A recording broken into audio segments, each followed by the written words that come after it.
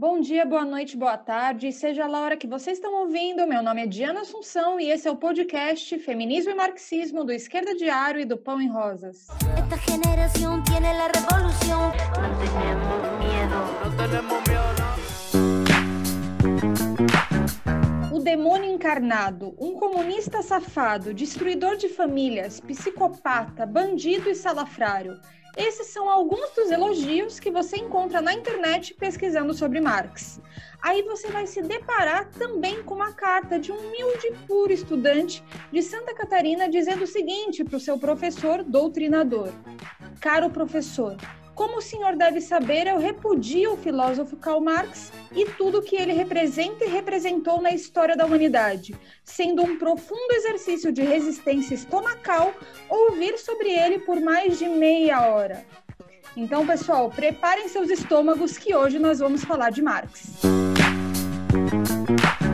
E para falar sobre feminismo em Marx, a gente vai contar aqui com a Mariana Duarte, que é da Juventude Faísca Revolucionária e constrói o Centro Acadêmico Professor Paulo Freire, da Faculdade de Educação da USP, que é onde eu trabalho, gente. Dá um oi pra gente, Mari. Oi, gente. E a Patrícia Galvão, mais uma vez aí com a gente, trabalhadora da USP, do Grupo de Mulheres Pão em Rosas. Dá um oi pra gente, Paty. Oi, gente, é um prazer estar de volta. E um agradecimento especial ao nosso camarada Yuri Tonello, especialista no Capital do Karl Marx, que contribuiu com a pesquisa para esse episódio. Então hoje a gente vai falar sobre Karl Marx, sobre esse homem a quem toda a classe operária da Europa e da América deve mais do que qualquer outro homem, como disse Friedrich Engels. E a gente vai falar também bastante do Engels e vocês vão entender por quê. Em meio à fúria negra nos Estados Unidos e às manifestações antifascistas no Brasil, a gente pode continuar dizendo que um espectro ronda o mundo e é o espectro do comunismo. A cada revolta e cada luta, sempre voltamos a Marx para analisar e pensar como de fato não somente compreender o mundo, mas transformá-lo. Então, quem foi esse capeta que bota medo na burguesia até hoje? O Marx nasceu em 5 de maio de 1818, em Trier, uma cidade da antiga Prússia renana, atualmente a Alemanha. Então, esse ano, a gente está completando 202 anos do seu nascimento. Ele estudou História e Filosofia, onde começou a conhecer as ideias do Hegel, de onde, digamos assim, ele herdou a dialética e incorporou ela na sua análise da realidade concreta. Ele uniu os 3 principais avanços teóricos do século XVIII, filosofia clássica alemã, economia clássica inglesa e o socialismo francês, para dar corpo ao materialismo e o socialismo científico. O Engels foi seu grande amigo desde 1844, uma amizade assim extrema, de colaboração profunda com os mesmos ideais. Eles começaram a participar dos grupos revolucionários juntos e foram dando os passos para a corrente teórica conhecida como socialismo científico, superando os socialistas utópicos da sua época. É interessante, inclusive, o filme O Jovem Marx, do Raul Peck, porque mostra a relação entre os dois, e esses primeiros passos que eles vão dando. Juntos também eles vão entrar em 1847 na Liga dos Comunistas e escreve o famoso Manifesto Comunista, publicado em fevereiro de 1848, no momento em que ocorriam as últimas revoluções burguesas no velho continente. Nas palavras do Lenin sobre o Manifesto Comunista, ele falava o seguinte: nessa obra se traça com clareza e brilhantismo geniais uma nova concepção de mundo, o materialismo consequente aplicado também ao campo da vida social, a dialética como a doutrina mais completa e profunda do desenvolvimento, a teoria da luta de classes e a histórica missão revolucionária universal do proletariado como criador de uma nova sociedade, a sociedade comunista. Em 1849, o Marx se instala em Londres, onde ele vai passar o resto da sua vida e ele vai desenvolver a sua teoria materialista. Em 1864, ele vai ser um dos fundadores da Associação Internacional dos Trabalhadores, conhecida como a Primeira Internacional, unificando o movimento operário de vários países. E em 1867, ele publica o Capital, sua grande obra que vai revolucionar a ciência econômica e a política para sempre. Esses grandes feitos ocorreram enquanto avançavam vários problemas de saúde, Inclusive, ele não conseguiu concluir o Capital e veio a falecer em março de 1883.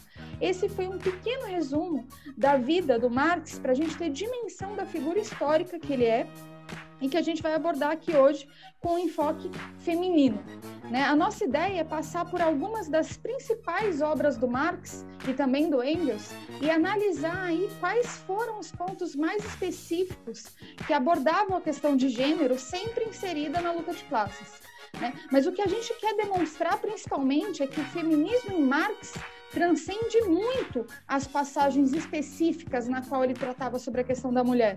Né? Eu digo, o nosso objetivo aqui, ainda que seja abordar esses pontos específicos, não é tipo, olha aqui na nota de rodapé da página 400, ele falou a palavra mulher. Não estamos falando disso. Nós opinamos que o feminismo em Marx é que ele nos deu as bases para entender o funcionamento do capital e a sua relação com o patriarcado e também com o racismo e a utilidade do trabalho reprodutivo para a reprodução da força de trabalho e tantos conceitos que são fundamentais para nortear e permitir que essas teorias sejam utilizadas hoje por nós como um guia para a ação, separando a nossa luta das mulheres burguesas e de todo tipo de conciliadores.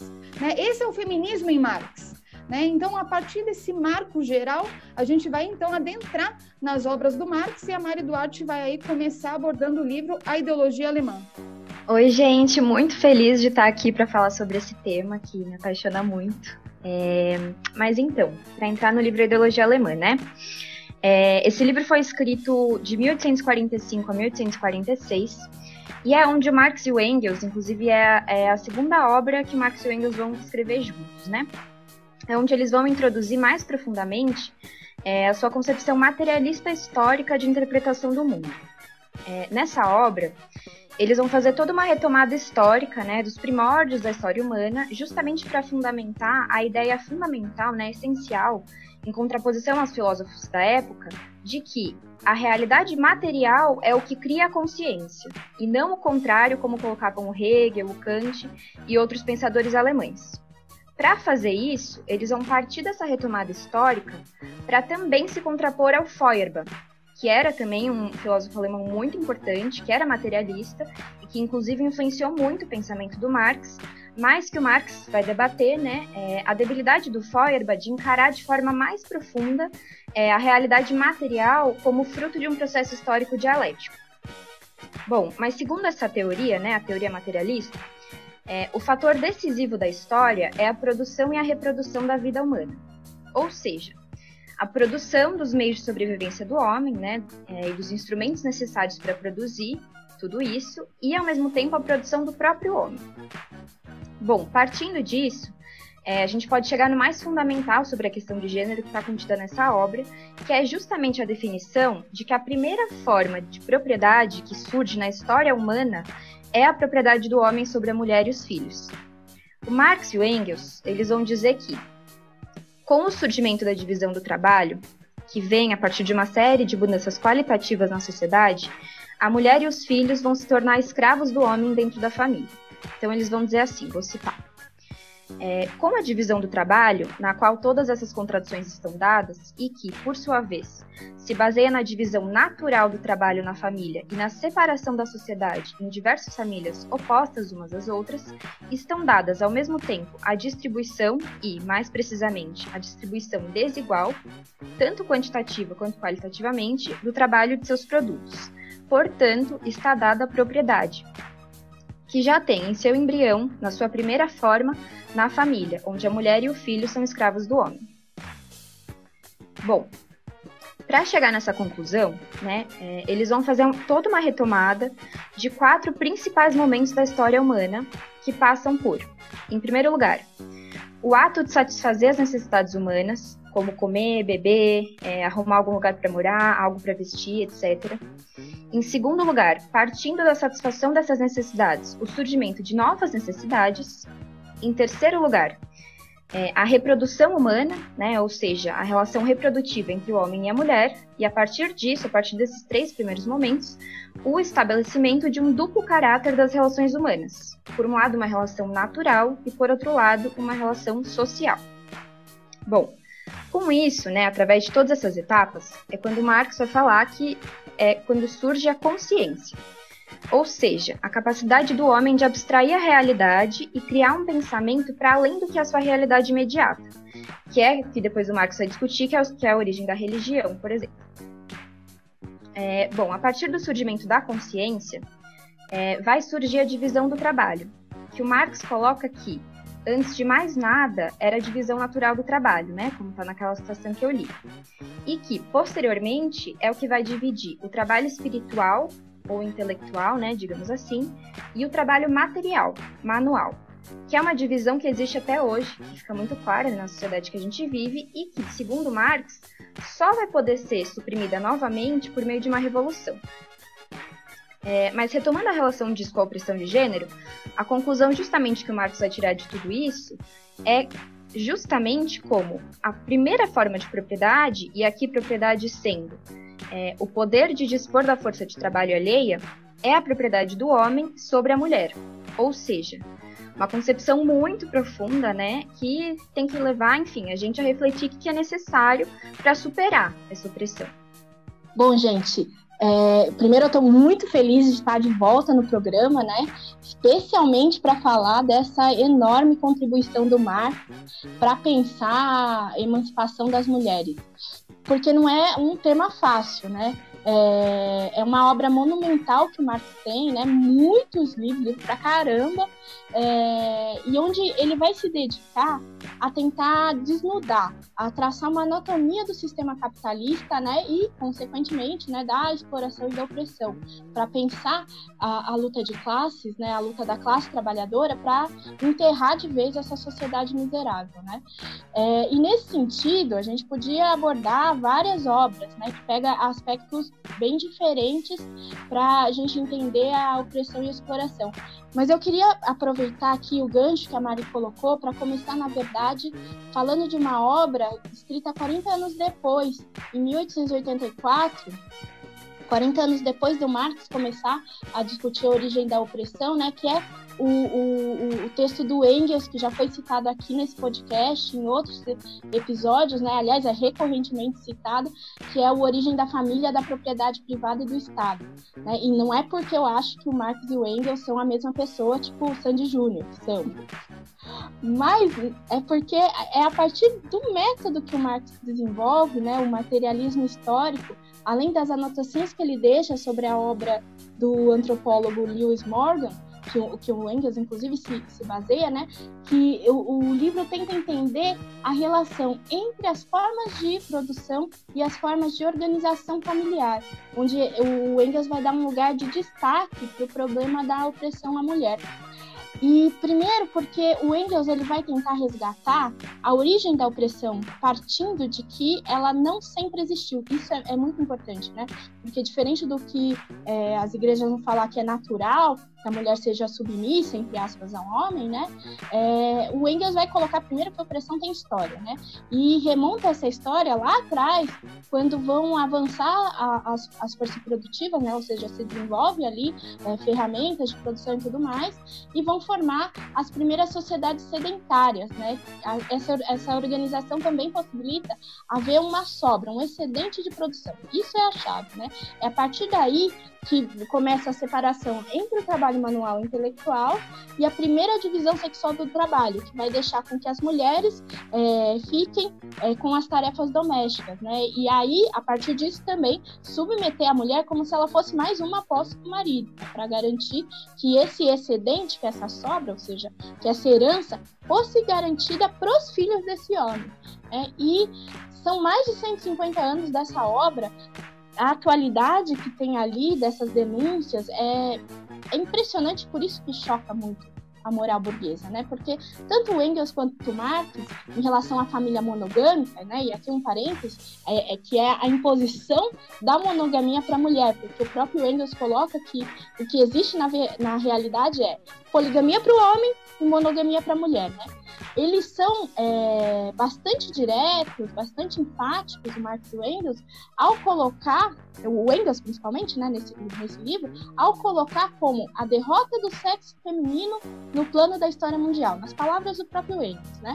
E ele continua, inclusive, no livro dizendo, né, o homem assumiu o comando também em casa, a mulher foi degradada, escravizada, tornou-se escrava do desejo do homem e mero instrumento de procriação. Porque a partir daí a mulher não é só reprimida, controlada, mas ela passa também a ser posse do pai ou do marido, né? E nesse sentido, quando o marido mata a mulher, né, não é nada mais do que um exercício do seu direito de homem sobre a sua posse, né? Isso para entender a lógica, inclusive, que leva a gente a ter altíssimos números de feminicídio e violência contra a mulher. E para deixar... para citar exemplos disso na sociedade do século XIX, né, o Marx ele tem uma obra que é pouco conhecida, mas que é muito, muito direta, né, que em português foi traduzido como Sobre o Suicídio, onde ele vai analisar e comentar as memórias de um ex-arquivista policial, o Jacques Pochet, eu acho que se pronuncia assim, né, sobre 4 casos de suicídio, sendo que 3 desses casos são casos de mulheres, né? E ele está falando de mulheres de origem burguesa, não está falando de mulheres trabalhadoras. E o que o Marx ele tenta nessas anotações, nessas reflexões, a partir desses relatos, dessas memórias, né, é entender por que um indivíduo se mata. Ele, inclusive, contesta a ideia de que seria uma ação antinatural, né? Algo que acontece com tanta frequência, ele diz, não pode ser antinatural, né? Ou mesmo de alguém, como se a pessoa sucumbisse a algum tipo de fraqueza, mas, na verdade, o que o Marx tenta mostrar é que esse ato do suicídio é fruto de uma sociedade que permeia a miséria. É dessa sociedade miserável. Não é que ele sempre existiu, o suicídio, mas ele é fruto dessa sociedade. E nesse sentido, chama a atenção, nos casos relatados, como que a opressão patriarcal leva essas mulheres, né, esses 3 exemplos que o Marx dá, a darem fim à própria vida, né? Porque essas mulheres se veem sem saída, né? E um caso importante é em relação à tirania familiar sobre as mulheres, né? Que o Marx coloca que a Revolução Francesa não derrubou todas as tiranias, né? Sai derrubando, cortando cabeças de reis e rainhas, né? Mas não acabam todas as tiranias porque elas continuam existindo na família patriarcal. Ou seja, aqueles ideais de liberdade, igualdade, fraternidade, a ideia que os homens nascem livres e iguais, só valia mesmo para os homens, né? E como, inclusive, no episódio sobre a Revolução Haitiana, que teve nos programas anteriores, só valia para os homens brancos. E outro caso que também é bem exemplar e atual é o suicídio resultado do ciúmes incontrolável do marido, né? E o ciúmes, ele tá ligado, inclusive, a essa ideia de posse, né? Como se a mulher fosse um objeto, um bem valioso, né? E se é valioso, você tem que guardar da inveja, dos olhares dos outros, né? Como se a mulher fosse isso, uma posse, né? E esses relatos, eles são, para mim, bastante ilustrativos, né, do que o Marx e o Engels eles vão buscar entender, do que eles buscaram entender, tanto no livro Ideologia Alemã, quanto na Origem da Família, né, que é uma obra fantástica até os dias de hoje. Sim, e esse livro sobre o suicídio realmente muito interessante, muito bom que você resgatou esses elementos que ele coloca no livro, acho que ajudam na discussão, e eu acho que tanto Ideologia Alemã quanto A Origem da Família, da Propriedade Privada do Estado, trazem elementos sobre a questão da divisão sexual do trabalho, que é uma questão fundamental, né, para entender a opressão. Acho que assim, em primeiro lugar, é preciso apontar que tanto Marx quanto Engels, eles partiam de que a opressão de gênero era anterior ao capitalismo, né? Mas também, ao apresentar uma visão de mundo a partir do materialismo dialético, né, uma análise sobre o surgimento da propriedade privada e do Estado, também levava diretamente ao tema da divisão sexual do trabalho. Aí eu vou recorrer a algumas outras autoras aqui para ajudar nesse conceito. A socióloga Helena Irata, no texto As Novas Configurações da Divisão Sexual do Trabalho, eu acho que eu já citei isso aqui em algum episódio, né? Ela explica que a divisão sexual do trabalho é a forma de divisão do trabalho social decorrente das relações sociais entre os sexos. E mais do que isso, é um fator prioritário para a sobrevivência da relação social entre os sexos. Né? Para ela, essa forma é modulada histórica e socialmente e tem como características a designação prioritária dos homens à esfera produtiva e das mulheres à esfera reprodutiva, né? né, e simultaneamente a apropriação pelos homens das funções que seriam consideradas mais importantes assim na sociedade. E eu gosto também de como a Beth Souza Lobo, autora de um livro conhecido chamado A Classe Operária Tem Dois Sexos, como ela aborda essa questão, mostrando que a questão do sexo do trabalho não se esgota no conteúdo diferente dos trabalhos realizados, né, que existe, mas em relações assimétricas no nível da hierarquia, qualificação, carreira ou salário, que também traz à tona a divisão entre produção e reprodução, né, separando as esferas público e privada, né. Essa questão, inclusive, do conteúdo diferente dos trabalhos realizados, ainda que a Beth Souza Lobo tenha razão de que não se esgota nisso, né, eu acho interessante observar como esses aspectos da divisão sexual do trabalho se reinventam permanentemente. Nesses dias eu estava no supermercado e eu vi muitas meninas jovens da RAP, né, aquele aplicativo. Eu já tinha visto várias meninas de bicicleta por ali, mas eu tinha achado curioso ver tantas mulheres, né, no mesmo supermercado. Depois eu observei que a maioria delas fazia parte das compras e entregava para um rapaz na bicicleta, na moto, etc. Ou seja, que eles estavam ali trabalhando em duplas, onde a mulher fazia parte das compras, né, e o rapaz a parte da entrega, que eu achei interessante e ilustrativo também desse aspecto. E sobre essa questão do público e privado, né, o Engels ele menciona abertamente essa separação entre público e privado, em detrimento das mulheres, né, colocando que esse aspecto é em detrimento das mulheres, mas, obviamente, ele dizia isso no momento em que ainda não haviam todas as formas características onde produção e reprodução vão se separar espacial e temporalmente. Né? Por isso que nos debates do movimento operário contemporâneo ao Marx e ao Engels, né, sobre se as mulheres deveriam se incorporar ou não ao trabalho assalariado, eles sempre mantiveram a posição que sim, enfrentando os sindicatos masculinos, digamos assim, que viam nisso o perigo de diminuição dos seus salários. Ao mesmo tempo que o Engels apontava, por exemplo, na sua obra Anti-Düring, que não é preciso somente uma associação de homens livres, mas também a transformação do trabalho doméstico privado em indústria pública. Isso é muito importante. E eu acho que esses elementos vão dando os primeiros indícios de uma concepção não somente teórica, mas também política dos dois, do Marx e do Engels. E no Capital, do Marx, que é a sua grande obra, né, como eu tinha colocado anteriormente, né, é aí que vai se delinear os fundamentos que vão permitir uma compreensão do funcionamento da sociedade capitalista como nunca antes, e que é decisiva até hoje, da qual a nossa prática concreta, né, depende. E a Patrícia ela vai falar um pouco sobre isso.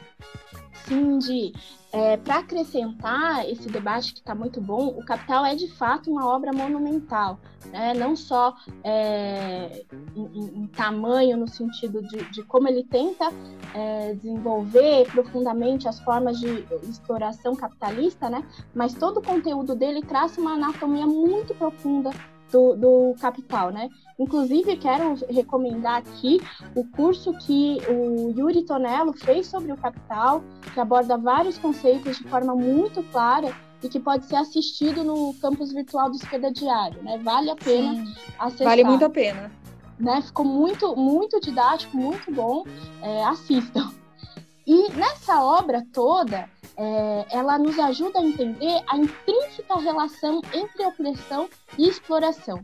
É um verdadeiro legado para a classe trabalhadora, para a luta das mulheres, né? E sem sombra de dúvidas, essa é uma obra fundamental, é um instrumento potente para as mulheres trabalhadoras de todo o mundo, né? Mas tem alguns aspectos que eu quero destacar para ajudar a gente a entender como o capitalismo se apropria da opressão patriarcal para melhor explorar. O Marx ele vai mostrar primeiro como o processo de acumulação primitiva de capital ele está ligado à expansão de um exército de reserva formado por trabalhadores saídos ou expulsos do campo que tiveram seus meios de produção arrancados, né? E que aí não tem outra alternativa senão seguir para as cidades para trabalhar nas fábricas, né? Ele está falando de todo esse processo desde da decadência do feudalismo, né, até o fortalecimento das cidades, né? E nesse sentido, com a entrada da mulher no mercado de trabalho, né, o exército de reserva aumenta. ela passa a ocupar, a mulher, alguns postos de trabalho, os mais baratos, inclusive até hoje, e justamente o aumento desse contingente de desempregados é que vai possibilitar a burguesia rebaixar o salário. É aquela famosa chantagem onde, se você não quer trabalhar por esse valor, tem outro que vai querer, né? É parte da forma da burguesia explorar, né? E aumentar a taxa de exploração da mais-valia, né? Especialmente nas fábricas onde predomina o trabalho feminino. Além disso, o Marx também vai falar como que o trabalho das mulheres, o trabalho infantil, ele vai colocar que à medida que a maquinaria evolui, ou seja, avança a tecnologia, né, esse trabalho feminino e infantil ele aumenta, porque já não é mais necessário o emprego da força física, muscular excessiva, né? Então, o trabalho pode ser feito por mulheres e crianças. Inclusive, tem alguns relatos que mostram como que os burgueses contratavam crianças para fazer a manutenção das máquinas perigosíssimas, né? Porque as crianças eram pequenas e elas cabiam lá no interior das máquinas. Nossa, ou seja, que absurdo, né? É absurdo, assim, e a gente tá falando de criança mesmo, tipo, 9 anos, 8 anos. O importante, assim, é ver que como que a evolução das forças produtivas, né, ele traz contradições, né, possibilita a mulher a ser inserida na fábrica, mas o burguês também passa a poder explorar diretamente o trabalho feminino. Indiretamente já explorava com o trabalho do lar, né, mas passa a poder explorar diretamente o trabalho feminino e se valer de todos os mecanismos possíveis para aumentar a exploração desse trabalho, para extrair mais-valia, né? E assim, se antes o homem, que era o chefe da família, né, ganhava o suficiente para a manutenção da vida de toda a família, né, então ele precisava ganhar um salário que desse para a sobrevivência, né, o mínimo, pelo menos, de toda a família. Agora o burguês ele passa a dividir esse salário em todos os membros da família que trabalham. Ou seja, significa diminuir a média salarial, porque agora trabalharão o pai, a mãe, os filhos. O burguês, ao invés de ter uma jornada de trabalho, ele passa, por exemplo, a ter 4, né? Ou seja, a mãe, o pai, o filho e o outro filho. Então, se antes um trabalhador fazia uma jornada de trabalho e recebia um salário que possibilitava ele a sustentar toda a família, né? Agora o burguês vai dividir esse salário por 4 e ter 4 jornadas de trabalho, ou seja, 30 horas a mais. Isso pegando uma jornada de 10 horas, né? Que é o melhor dos mundos nessa época e que hoje, depois da reforma do Temer, a jornada de 10 horas é padrão quase, né? Em troca de um trabalho de 40 horas, ele passa a pagar num valor não muito maior do que ele pagava para uma jornada de 1 hora, né? É essa lógica de exploração que o Marx desvenda que nos permite a entender a relação entre opressão e exploração que a gente vê até hoje, né? Porque para garantir uma maior exploração sobre os trabalhadores, né, o burguês vai passar a utilizar todos os argumentos para justificar menores salários e dividir os trabalhadores, como inclusive a Diana colocou que em alguns sindicatos naquela época, muitos eram contra o trabalho feminino justamente por conta da concorrência, né? E um outro ponto importante que o Marx coloca no Capital é também em relação à reprodução da força de trabalho. E nesse sentido, como esse papel que coube à mulher, né, é também fundamental para a burguesia, porque embora ele não vai se deter a analisar toda a esfera da reprodução da força de trabalho e da escravidão do lar, né, como o Lenin descreve as tarefas domésticas de forma bem contundente, é a partir da teoria do valor acerca da produção de mercadorias, onde se encaixa a força de trabalho que gera valor e que também precisa produzir a sua própria subsistência, né, que o Marx lança as bases para a discussão que outras teóricas vão debater sobre a teoria da reprodução social. Eu acho importante pontuar isso que você pegou no final, Paty, o lance da reprodução da força de trabalho no Marx e como foi o desenvolvimento da sua teoria que permitiu várias avaliações sobre o tema da reprodução, né? Isso mesmo teóricas que discordam do Marx, e inclusive o criticam, como a Silvia Federici, reconhecem. Né? Até para dar uma pincelada nisso, né, que certamente a gente vai ter um episódio específico porque precisa, né, um tema importante.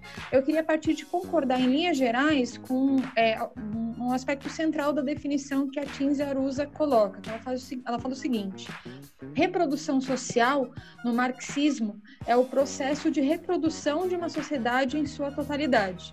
Reprodução social no feminismo marxista é a manutenção e reprodução da vida em nível diário e geracional.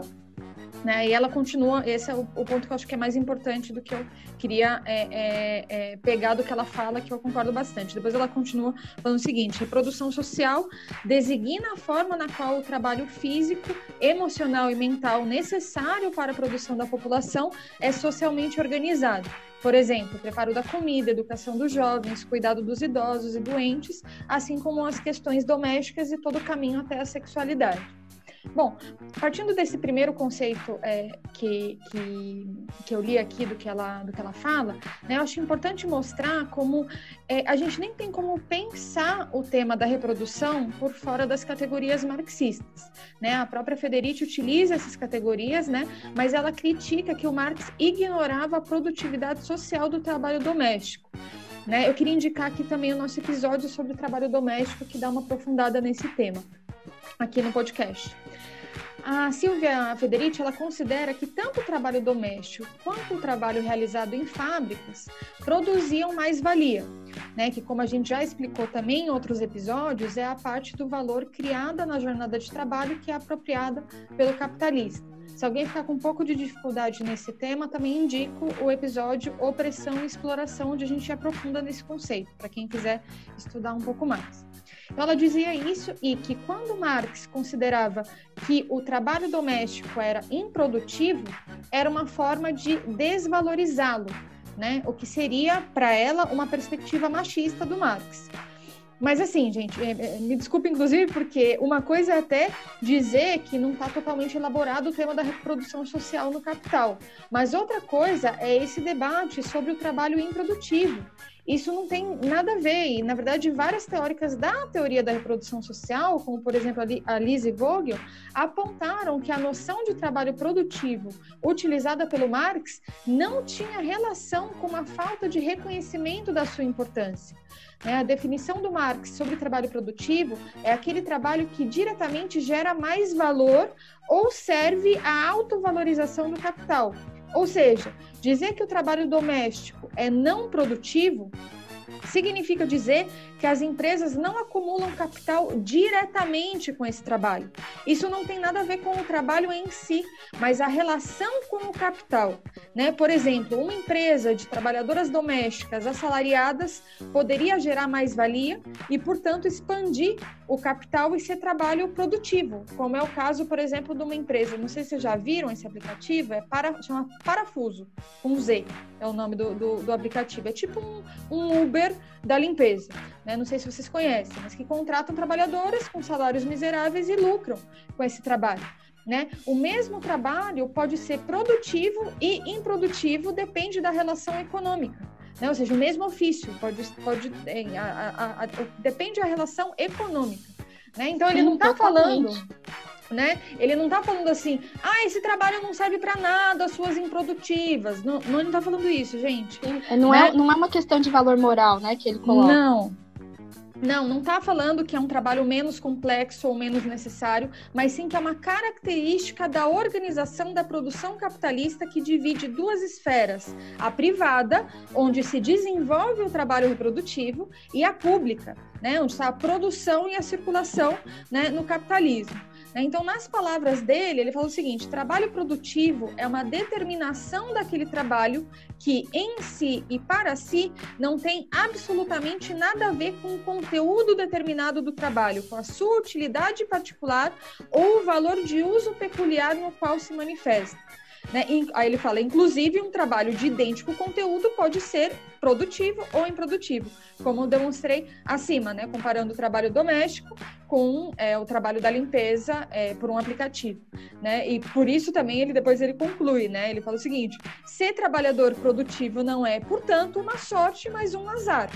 Né? A nossa companheira Ariane Dias que é uma economista do Partido dos Trabalhadores pelo Socialismo, organização irmã do MMT, na Argentina, ela escreveu um texto excelente chamado Economia Política da Reprodução Social, que me ajudou muito a entender várias coisas também do que eu estou falando aqui.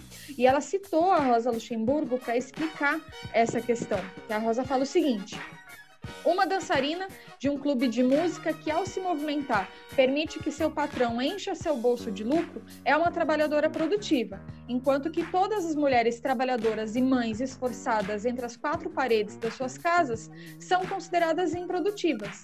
Isso soa brutal, mas corresponde exatamente com a brutalidade e irracionalidade da nossa presente economia capitalista, né? Aí também demonstra essa diferença, né? Ao mesmo tempo, justamente o trabalho reprodutivo de conjunto é o trabalho que reproduz nada menos que a força de trabalho, como a Patrícia colocou, né? E força de trabalho é um dos conceitos mais fundamentais da obra do Marx para compreender o funcionamento do capitalismo.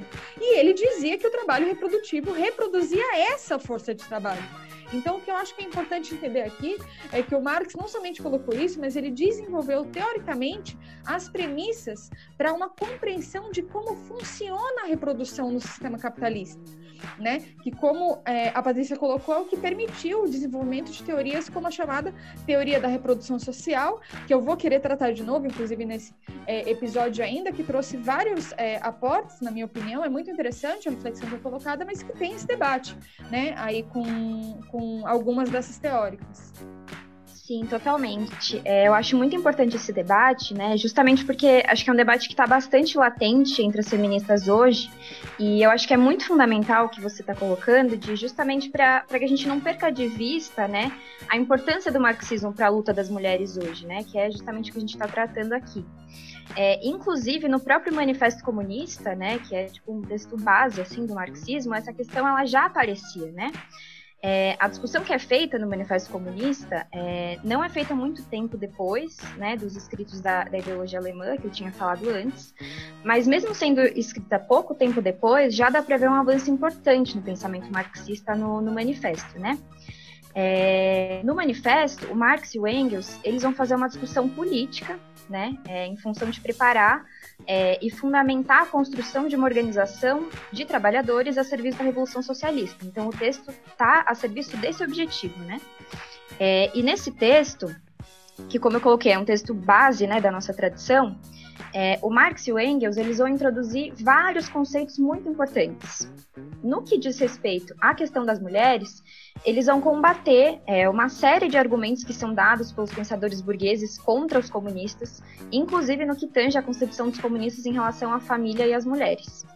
Como forma de combater esses argumentos, né, dados pela burguesia, o Marx vai expor várias contradições e hipocrisias colocadas pelo capitalismo que a gente pode ver até hoje, assim. Ele vai colocar como dentro da família burguesa, o patriarcado leva a que se veja, né, a mulher, né, a esposa, como um mero instrumento de produção. Ou seja, um instrumento para fazer as tarefas domésticas, cuidar dos filhos, reproduzir, retomando, inclusive, né, aquela primeira definição de que a primeira forma de propriedade é a do homem sobre a mulher na família. E, como já foi colocado, né, pela Paty, pela Di, o capitalismo de maneira nenhuma vai acabar com isso, né? Muito pelo contrário. Ele vai se apropriar da opressão à mulher para poder explorar mais a classe trabalhadora de conjunto. Mas voltando para o que é dito no manifesto, o Marx vai dizer que, justamente porque a burguesia, né, vendo como objetivo dos comunistas socializar os meios de produção e, por encarar as mulheres como meros instrumentos de produção, essa burguesia vai acusar os comunistas de quererem também socializar as mulheres, né, coletivizar.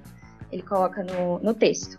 Mas, na verdade, o Marx coloca que, pelo contrário, né, a concepção dos e das comunistas se trata de justamente, nas palavras dele, arrancar a mulher de seu simples papel de instrumento de produção, ou seja, libertar a mulher desse lugar de opressão histórica. Né? Ele ainda vai falar depois que é tão absurdamente hipócrita, né, essa acusação burguesa, porque na sociedade capitalista a realidade é que a mulher já é encarada como propriedade coletiva dos homens, né? Que, enfim, achei bem forte porque é muito real, né? Mas em relação mais especificamente à família, No manifesto é colocado como a burguesia acusa os comunistas de quererem destruir a família. É uma coisa que a gente vê bastante até hoje, né? Que repete a Damares, o Bolsonaro e companhia. Os comunistas querem destruir a família. Mas o que o Marx vai dizer é justamente como é a própria burguesia que destrói os laços familiares e que degrada as relações dentro da família, né? Tem uma citação conhecida até do manifesto que o Marx vai dizer o seguinte: a burguesia removeu das relações familiares seu véu emotivo-sentimental, reduzindo-as à mera relação monetária, que é justamente uma ideia que vai expressar como dentro da família, na sociedade capitalista, as relações são muitas vezes mercantilizadas, né?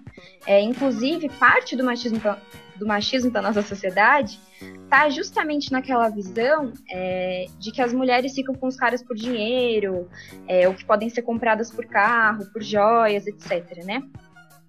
Que é justamente uma expressão da degeneração das relações familiares.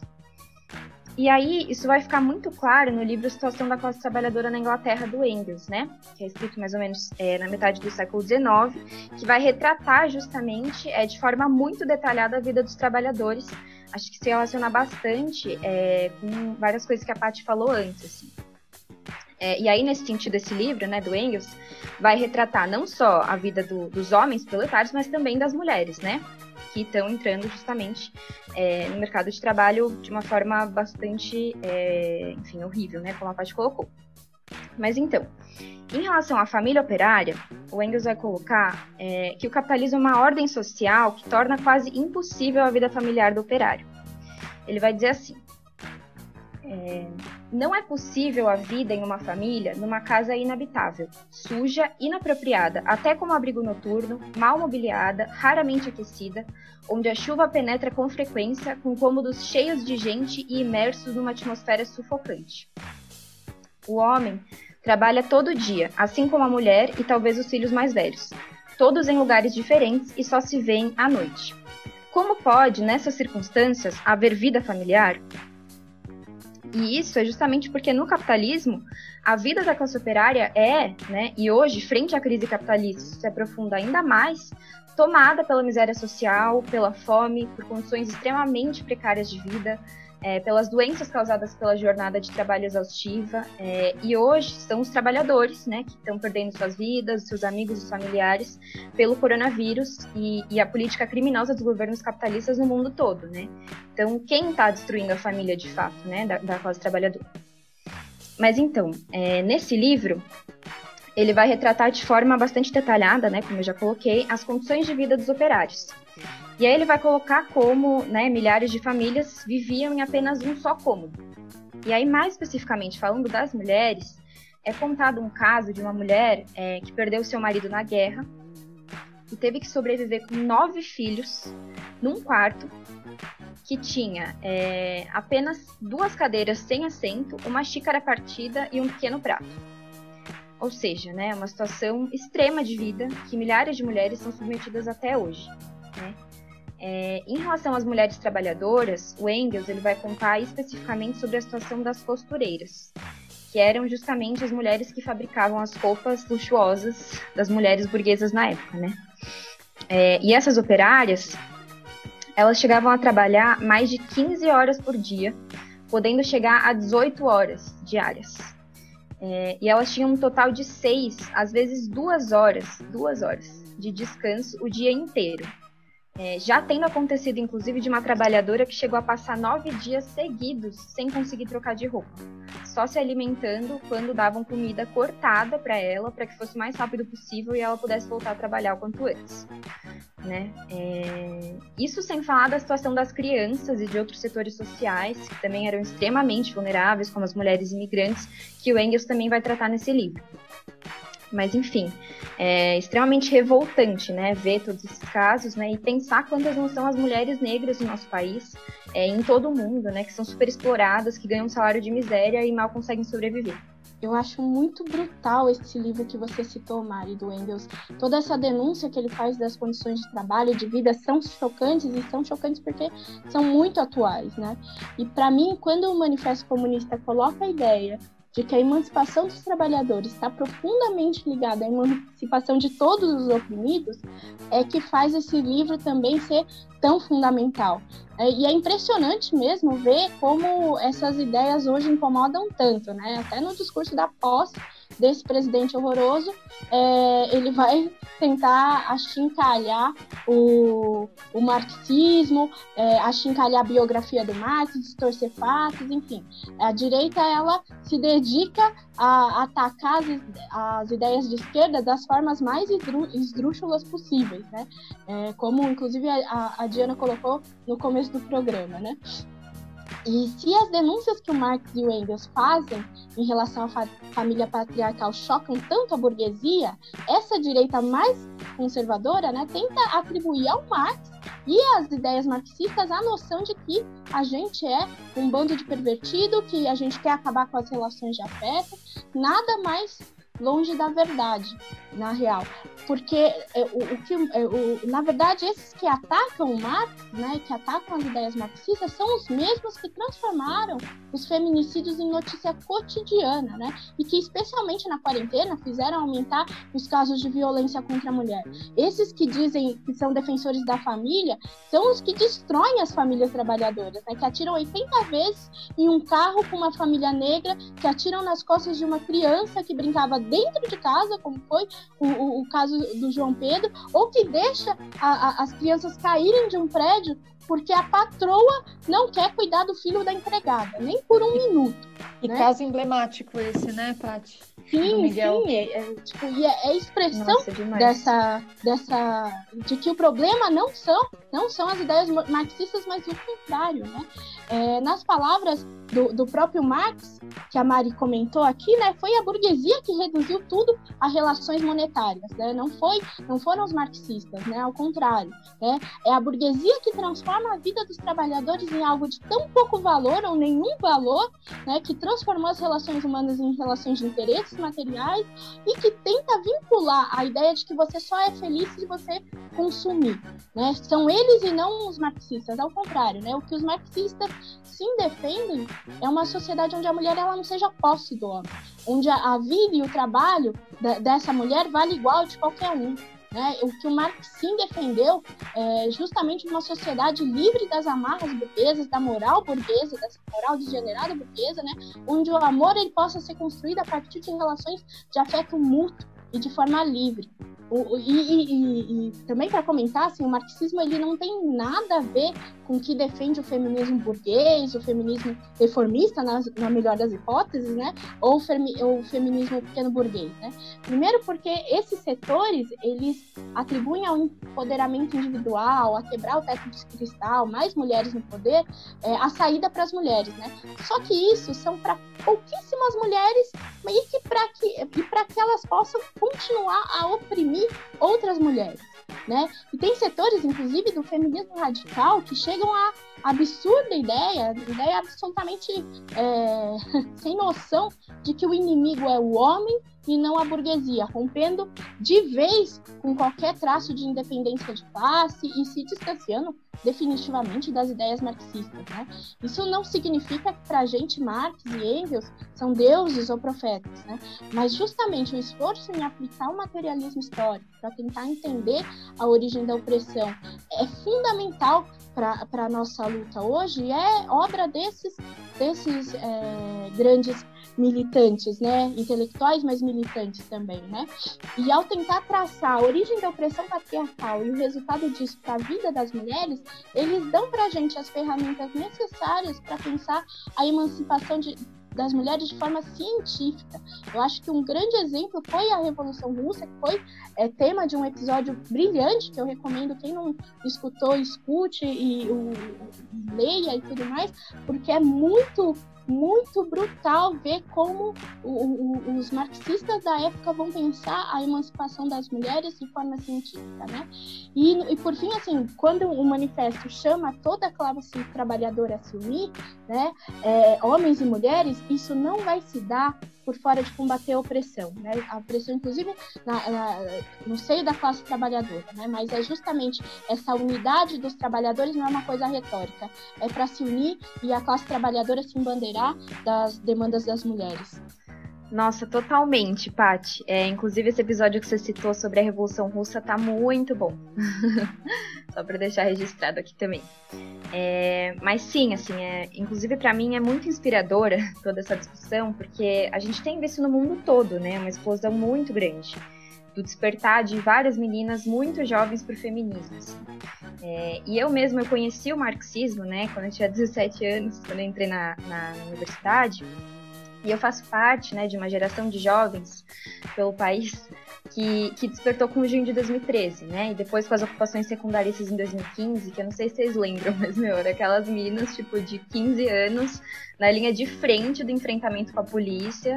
E era justamente no momento em que se expandia numa velocidade muito grande o feminismo, né? Que começaram a surgir mais coletivos feministas nas escolas, que as mulheres pelo mundo estavam se levantando para dizer nenhuma menos, morta pelo machismo, né? Pelo capitalismo.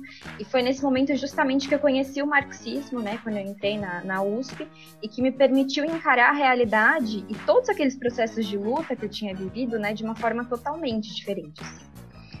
E aí eu fico pensando, né, nessas meninas dessa idade hoje, que estão vendo o Brasil do Bolsonaro, o mundo com o coronavírus e ao mesmo tempo a luta, né, pelas vidas negras, para dizer que as vidas negras importam, né, que está se espalhando por todos os cantos do mundo, é muito inspirador, a força contagiante, né, dessas meninas.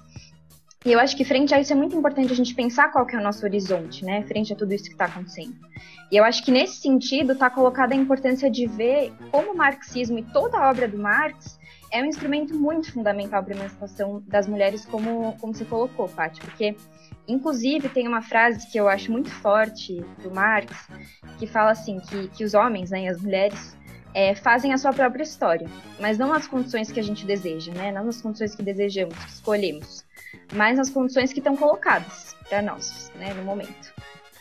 E eu acho que para essas meninas, né, pra gente, o Marx ele tem incontáveis lições, né, e aspectos que a gente poderia pegar da sua teoria, que é totalmente atual para conseguir atuar na prática, né, porque para o Marx sempre foi sobre isso, sobre generalizar as experiências históricas, né, em função de uma atuação prática, né, a serviço da Revolução Social.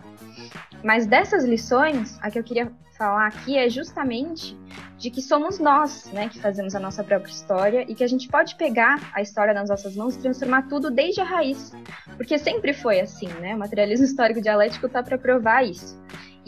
Só que a questão é que hoje a gente pode ter a oportunidade de a classe trabalhadora, que é cada vez mais feminina e no Brasil negra, ao fazer isso, ao tomar a história nas suas próprias mãos, ter o poder de emancipar a humanidade de conjunto.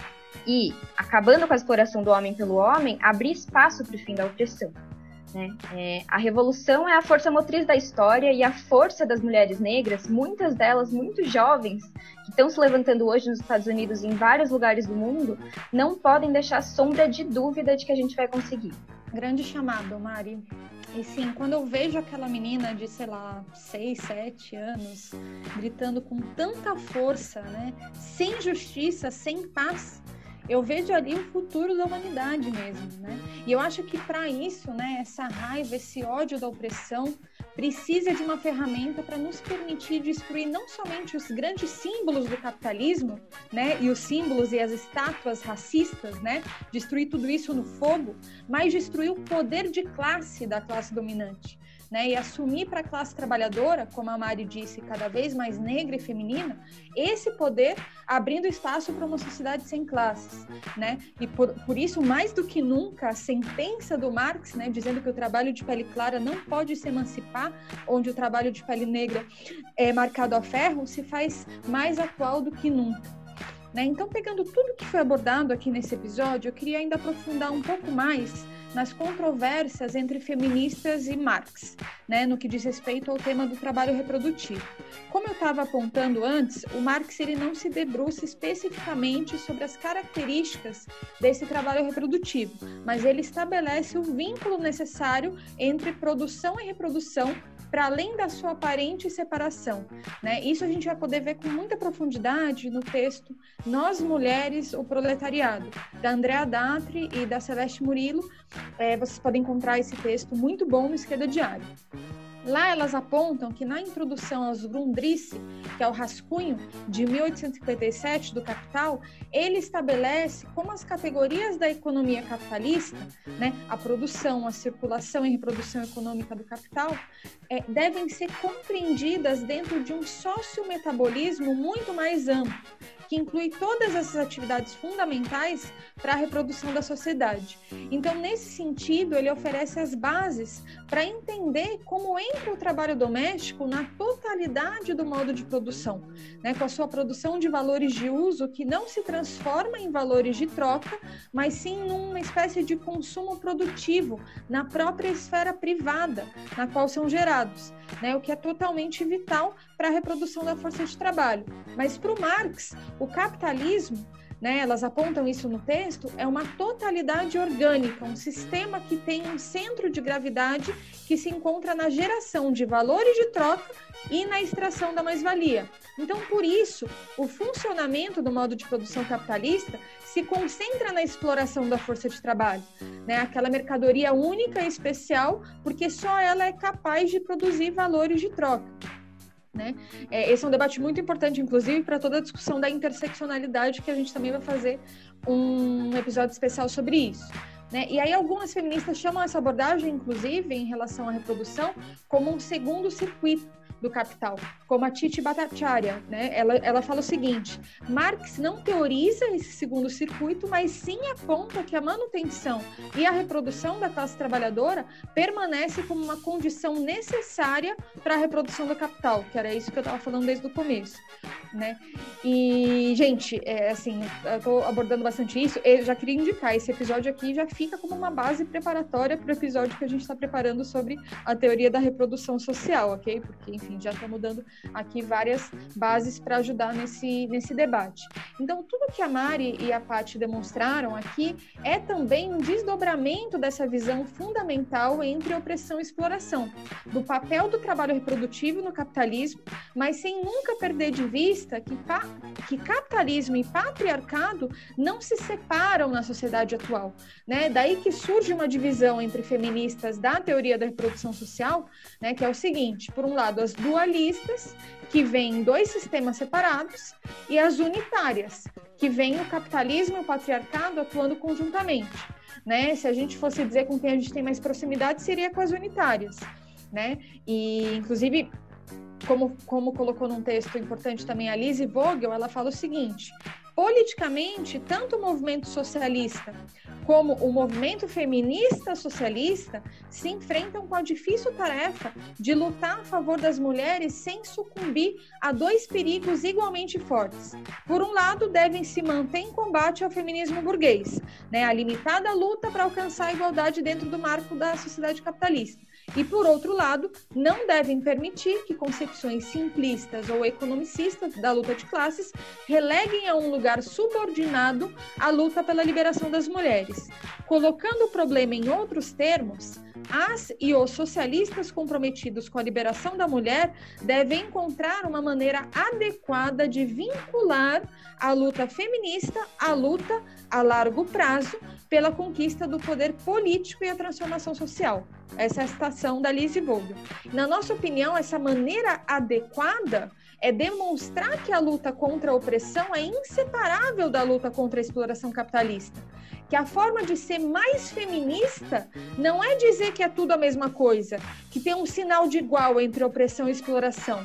Minha opinião é que a forma de dar mais importância à questão de gênero, do ponto de vista teórico, é compreender o mecanismo do capital para poder destruí-lo como única forma de abrir espaço a uma sociedade sem opressão. Desta compreensão teórica correta, obviamente, deve-se derivar uma concepção e prática política que correspondam, né? Ou seja, não adianta entender de forma precisa o funcionamento do capital e depois, na prática, vai lá no sindicato e só quer falar de salário. Não adianta entender o funcionamento do capital e depois, na sua organização, a questão de gênero ou a questão negra são departamentos. né? Isso a gente vê acontecendo hoje. Eu creio que muitas feministas misturam um pouco a crítica teórica à obra de Marx, a crítica política aos diversos marxismos de hoje. Aliás, pensando agora, valeria a pena em um episódio os marxismos de hoje e o feminismo, né? Vamos deixar anotado aí essa possibilidade.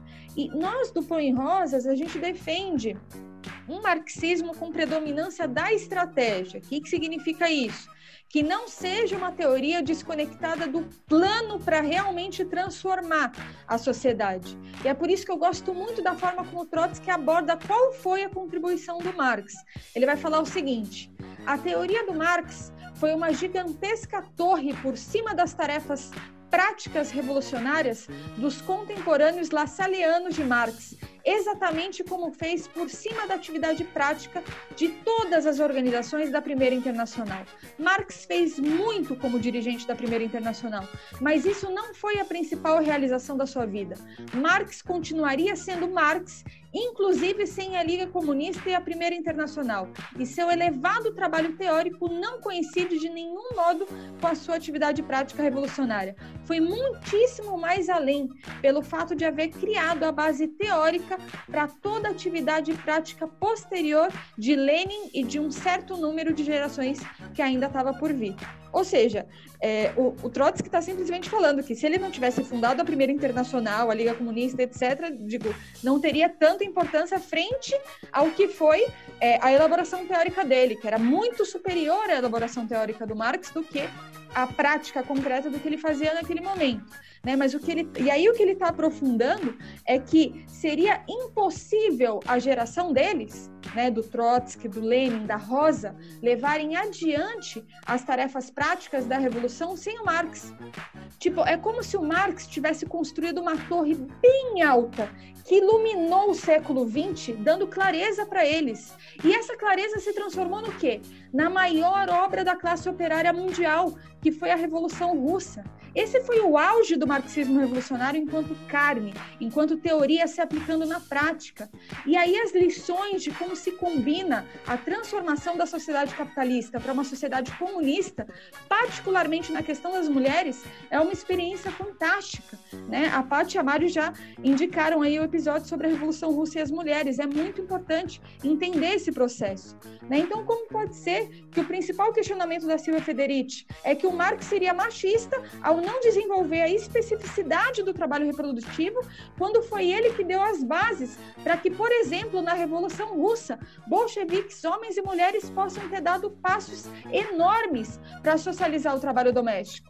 E eu acho chamativo que as teóricas da reprodução social, que, como eu já falei, na minha opinião, trouxeram importantes aportes, mas especialmente as dualistas, fecham os olhos para a maior experiência feminina no que diz respeito ao trabalho doméstico e reprodução social que a humanidade já viu, né, em que pesa o retrocesso stalinista.